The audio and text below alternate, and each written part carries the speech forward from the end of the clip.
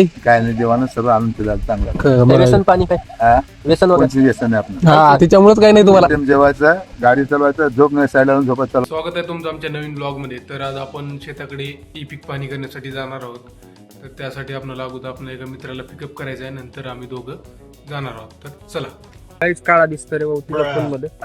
काळा फेस पुढे बघत बघ काळा पडले ना आता. काळा दिसतो. तर आता आपण आलो ई पीक पाणी करण्यासाठी. सध्या रब्बीची ई पीक पाणी चालू झाली, तरी गावातली सर्वजण करून घ्या. कोणाला अडचण असेल काही तर माझा नंबर असेल ग्रुपमध्ये आहे गावच्या, कॉन्टॅक्ट करा. आपण सगळ्याची मदत करून घ्या. तुम्ही फ्री मध्ये करशील ना हेल्प?